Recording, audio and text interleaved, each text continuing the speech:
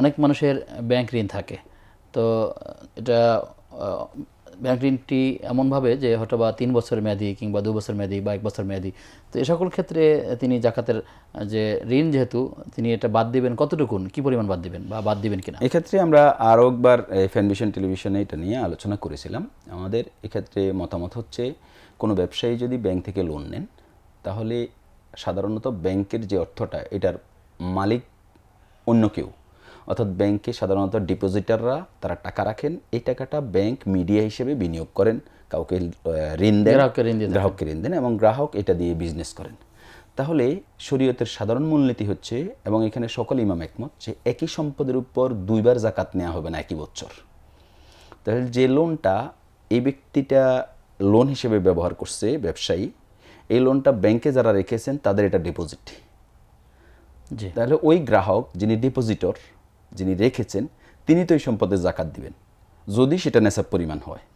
তাহলে এই সম্পদ আবার যদি যিনি ঋণগ্রহীতা লোন হিসেবে ব্যবসায়ী নিলেন, তো তিনিও যদি জাকাত দেন, তাহলে একই সম্পদের উপর দুইবার জাকাত দেওয়া হবে। এই জন্য শরীয়তের সাধারণ মূলনীতি হচ্ছে একই সম্পদের উপর দুইবার জাকাত দেওয়া হবে না।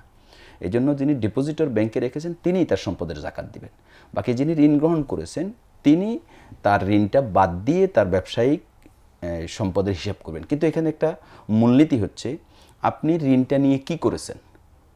ঋণটা কি যেই ব্যবসায়িক পণ্যের জাকাত দিচ্ছেন সেই ব্যবসায়িক পণ্যের মধ্যেই ঋণটা, নাকি ঋণটা হচ্ছে আপনার ওই যে ব্যবসায়িক ইন্ডাস্ট্রি তৈরি করার জন্য অথবা মৌলিক জিনিস কেনার জন্য, ডেকোরেশন করার জন্য আপনি ঋণ নিয়েছেন। তাহলে যদি আপনি ডেকোরেশন করার জন্য ঋণ নিয়ে থাকেন, ডেকোরেশনে যেহেতু জাকাত নেই, অতএব এই ঋণের হিসাব জাকাতে আসবে না।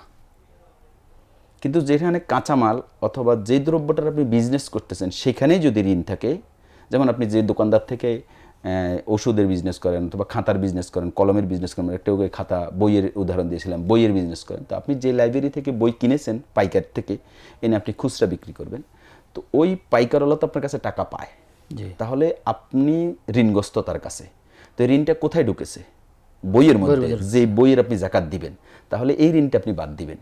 কিন্তু আপনি বিজনেসের দোকান করার জন্য আপনি দোকানের এই তাক বানিয়েছেন, দোকানে আপনি ইলেকট্রিসিটির লাইন দিয়েছেন, দোকানে ডেকোরেশন করেছেন, এটার জন্য আপনি কারো কাছ থেকে 1 লক্ষ টাকা হয়তো ঋণ নিয়ে এটা করেছেন, এই 1 লক্ষ টাকা আপনার ঋণ হিসেবে আপনি বাদ দিতে পারবেন না ব্যবসায়িক পণ্য থেকে, যেহেতু এটা ব্যবসায়িক পণ্যতে ইউজ হচ্ছে না এই ঋণটা। বোঝার সুবিধার্থে আমরা আরো সহজ করে যদি বলি, যেমন ধরুন একজন সে ব্যবসায়ী তার টাকাগুলো গচ্ছিত যা ছিল এটা বিনিয়োগ করে ফেলেছে, এখন তার সংসার চালানোর মতো কিংবা তার আনুষঙ্গিক কাজকর্ম করার মতো বা চলার মতো টাকা নেই, তখন তিনি ব্যাংকের কাছ থেকে ঋণ নিলেন অথবা কারোর কাছ থেকে ঋণ নিলেন।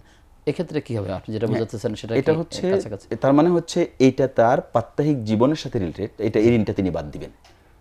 এটা তার ব্যবসায়িক মৌলিক সম্পদ কেনার জন্য না, এটা তার জীবন চলার জন্য, এটা তিনি বাদ দিবেন, এই ঋণটা তিনি বাদ দিবেন। বাদ দিয়ে তারপরে তিনি তার যতটুকু সম্পদ থাকবে, যেমন এক্ষেত্রে মাইমুন ইবনে মেহরান ও রাহিমাহুল্লাহ, ইমাম ইবনু সাইবা রাহিমাহুল্লাহ মুসান্নাফ ইবনু আবি শাইবাতে হাদিস বর্ণনা করেছেন। তিনি বলছেন যে যখন জাকাতের সময় আসবে তখন তুমি সেটাকে হিসাব করবে, ওয়ানজুর আলা আমওয়ালিন, আলা কুল্লি আমওয়ালিন, পুরো মালের দিকে তুমি নজর দিবে। এরপরে সেখান থেকে তারুদ্দা মা আলাইহি মিন দাইনিন, তার যতটুকু ঋণ আছে ঋণটা বাদ দিবেন। সুম্মা জাক্কে মা বাকিয়া, এরপরে তিনি জাকাত দিবেন, তুমি জাকাত দিবে যতটুকু বাকি থাকে সেটার, এই জন্য ঋণটা বাদ দিয়ে তারপর বাকিটা তিনি জাকাত দিবেন।